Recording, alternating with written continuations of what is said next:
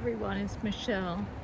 I'm out and about today in my town, and the main reason is I've had a couple of lovely YouTube ladies mention to me that they'd really like to see more of the area that I live in, and they'd like to see more of Australia. Well, I can't show you much of Australia because it's a really big country.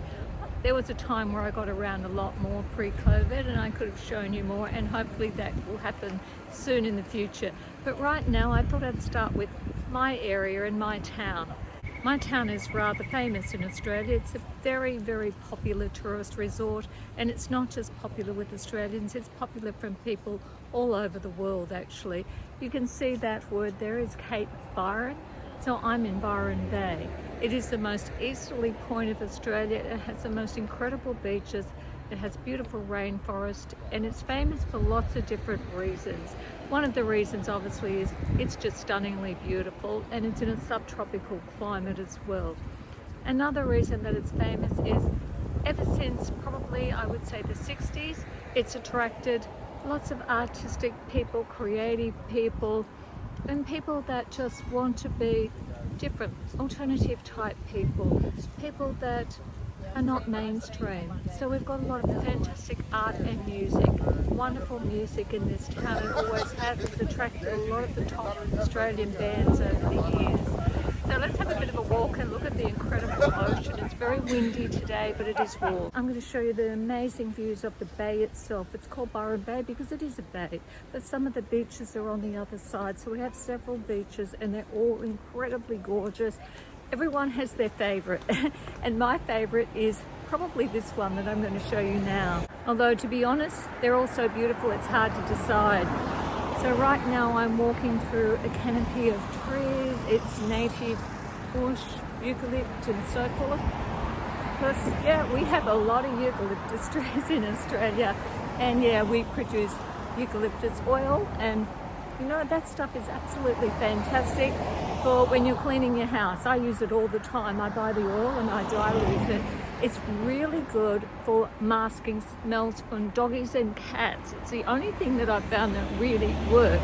So there's a good tip for you. Right at the beach here, it's very thick with palms. I think these are the bungalow palms, the local palms to the area. It's Sunday today, guys, and it's probably the worst possible day to be out and about showing you this because we get really busy on the weekends, particularly if it's a sunny day like it is today. It's a breathtaking view, so get prepared to breathe. I'm going to just turn the camera around and show you the amazing beach, and it's gorgeous today because it's all shining, reflecting on the ocean. It's all sparkly. And there you have it.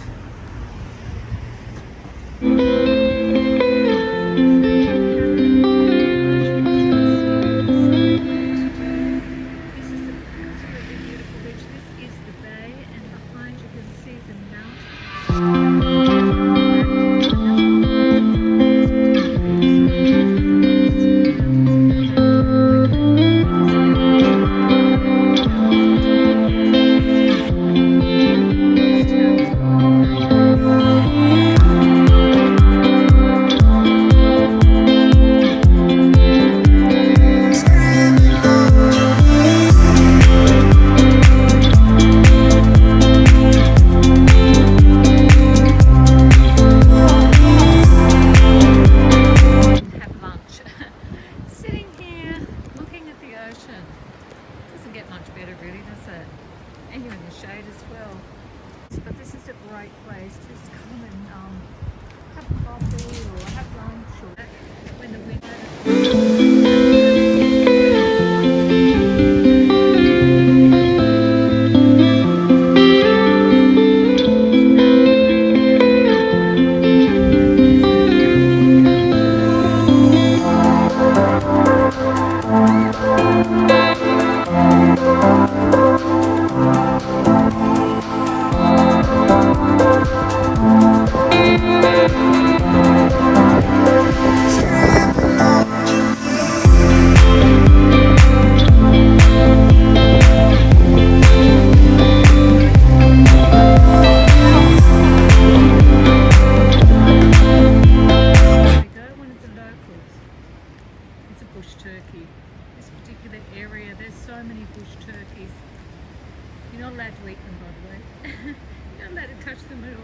They're very harmless, but they did cause a great deal of trouble in my backyard when they were nesting.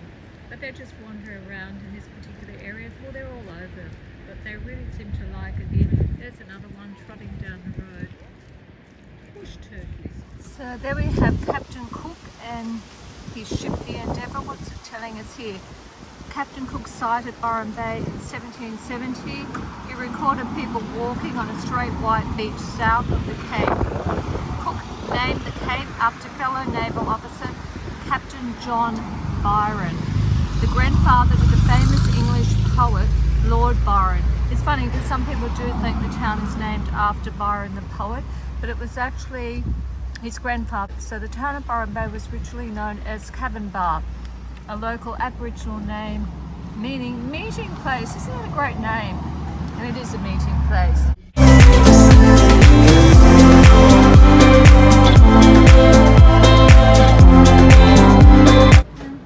The old building. Oh, Dolly.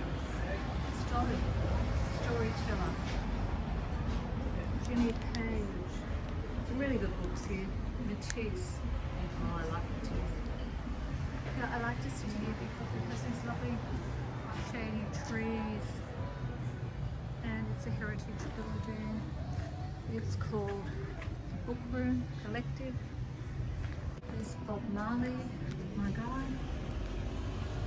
Portrait of a Legend. He was a really good looking guy, wasn't he? Nick Cave, I've seen Nick Cave live. He was great.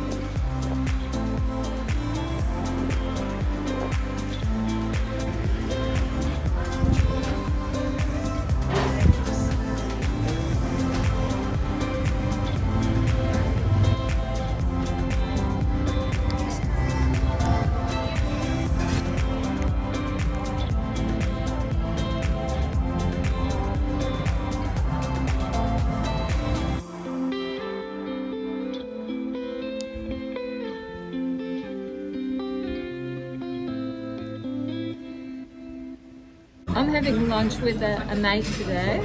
A mate means he's a male. He's an Aussie bloke.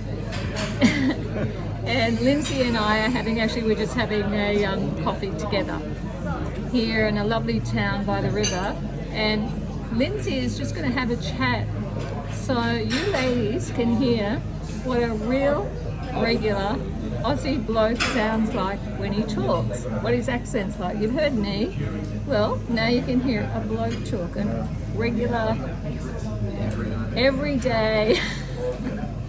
This is funny. He doesn't want to know that, he thinks he's a rock star. Yeah, no. You don't. So Lindsay's just going to chat away and you can hear what the Aussie accent sounds like. So Lindsay, where do you live? Sunshine Coast. And That's in Queensland, of course. And where is Queensland? What's that about? A state of Australia. And? And there's probably about 4 or 5 million people who live in it. And also the Great Barrier Reef is also quite well known. Pretty amazing, actually. Absolutely. Have you been there? Yep. It's amazing, isn't Quite a few times. Right up as far as Cairns. And then, of course, in the Whitsundays, you've got all your other islands. And how far away from me do you live? Ooh, about 3.5 hours, which is probably about 300 kilometres. You just went down south to a colder climate, to Victoria, another state. And what is it that you were doing there? What's the main reason you went there? Well, a couple of reasons. To visit friends, but also at the same time I have this little hobby. It's gold prospecting, or gold detecting as some people know it. You're a gold digger. No. Prospector. That's my little joke. I call Lindsay a gold digger. There's a difference. Did you find any gold? I did. About 15 pieces. Nothing large, but just enough to make it interesting. Ah. Yeah. So where is this gold? You told me it's hidden somewhere. Back in the ground. How will I ever find out where this is? How many drinks would it take? You'd have to kill me. I have to kill you first. And then you're never going to tell me where you've hit your gold. It's all right. Gold knows funny things to people. Is there gold fever? Absolutely. I suppose a lot of people would be surprised that Australia had a gold rush, a big gold rush. At one point in history. Oh yeah, back in the 1800s, big deal. My hometown, Gympie, actually saved the state. They were going bankrupt and hadn't been gold. Your town saved the state. Oh, absolutely. I like this story. 1867. Sounds like a yarn. True story, 1867. Spinning a yarn, that's what he's doing. 1867, and a bloke by the name of James Nash. Okay. And then we have towns that are famous in Australia, like Bendigo and Ballarat, down where you've been. That's right, yeah. Well, they have what they call down there the Golden Triangle, so virtually you can put a circle around the whole, over 100 kilometres apart, and that's your Golden Triangle, and there's just about every little town relied on the gold prospectors back in those days. Also in Western Australia, too, they had huge gold over there, and it still is. So when you're not gold digging, what do you like to do? I used to play a lot of sport, but not so much these days. I'd probably go out socialise, dancing. I know. You're my dancing partner. Yeah, I do. Yeah, I do enjoy dancing. It's good fun. Yeah. Lindsay's one of those rare guys that loves dancing probably as much as I do, I would say. It's quite rare. He can bust a move. Yeah. No, you have the music in you or you don't. Some people got 2 left feet. Some people can get away with. Some people have to be drunk to dance, but no. If you're lucky enough to have the beat, well, you can dance. That's true. You don't use a lot of slang, do you? No. I mean, there's accent. Like if you went to interview someone out in the western place, well, you'd have a different sort of accent. You'd have a lower drawl, a bit like America. I mean, it has different accents depending on where you're from. So, same with Australia, but I live on the coast, east coast. So, I don't really think in Australia accents are regional. Personally, I think it's more socio-economic in Australia. Probably, yeah. I mean, you take a look at England, you've got all the different dialects within 50 kilometres of each other. Yeah, you can tell an Australian that's been to a private school easier because they say France and dance. That's true, but I find that people down in Victoria or say South Australia, They say dance, where in Queensland we used to say dance. We say Yeah, dance. we say dance. Dance and pants and Yeah. things like that. So yeah, it may have changed a bit now because obviously with social media it does kind of blur the lines a little bit. Like we used to call our suitcases port, Yeah. but in other state they would call something else. Well, Oh, now, yeah, it if is you sort said to anyone in Queensland, you got your port, they'd probably look at you and, what are you talking about? I think it's wine. Wine. Absolutely. Yeah, no. All right. Well, thank All right. you. No worries. No worries. See? Happy No times. worries. There you go. That's an Aussie expression. No worries. No worries, mate. Okay. Or Not just quite- no Not worries. quite that, but anyway. Do you say mate? Yeah, to more to males. Of course. Yeah, I Yeah. don't tend to say it to females. Of course. Do you say g'day? No. I love that. No, I love it's more- g'day. One of my sisters always said. One of my brothers and one of my sisters always says g'day, Shell. I love it. Yeah, no, occasionally, but probably depends on the person you're talking to, I think. I don't say it myself very often, but I do really like it. I find it very warm. A lot of times I'd probably, oh, how's it going, mate? How's it going, mate? Yeah, that's probably more. How's it hanging? Oops, Whoops. that's me. Edit that out. Lindsay's more reserved than I am. More social, but more reserved. In ways. Yes. Okay. Okay, that's going to be fun. Hi everyone, I came home. I got very hungry out there actually, so I came home to eat. I didn't find Chris Hemsworth. I'll keep on the hunt. Actually, he doesn't live in the town. He lives out where I live, but not next door to me, but not too far away. I have seen him, but I didn't see him today. I hope you enjoyed my little afternoon out, my Sunday afternoon drive and the hunt for Chris Hemsworth and other celebrities.